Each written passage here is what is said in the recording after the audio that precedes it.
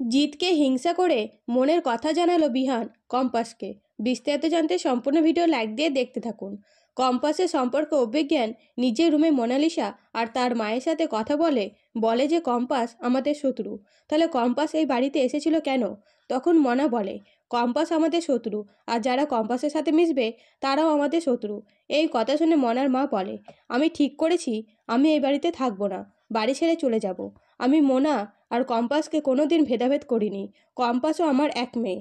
এইসব কথা কম্পাস বাড়িতে বসে শুনতে থাকে আর বলে কাকিমা, তুমি এমন কথা বলেছ যে অভিজ্ঞান কিছুই বলবে না তোমাকে, কারণ দাদু তো তোমাকে বাড়ি ছেড়ে যেতে দেবে না।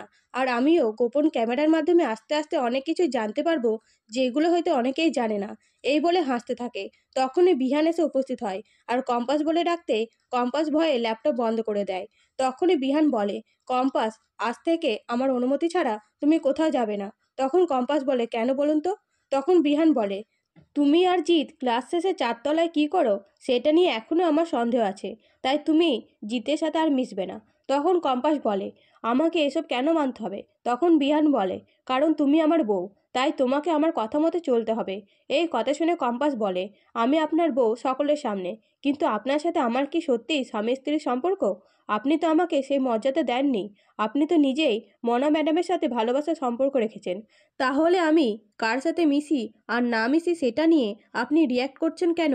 এই কথা শুনে বিহান বলে কারণ আমি তোমাকে ভালোবাসি কম্পাস। তো বিহান কি নিজের মনের কথা বলবে কম্পাসকে? জানতে চ্যানেলটিকে সাবস্ক্রাইব করে পাশে থাকবেন। ধন্যবাদ।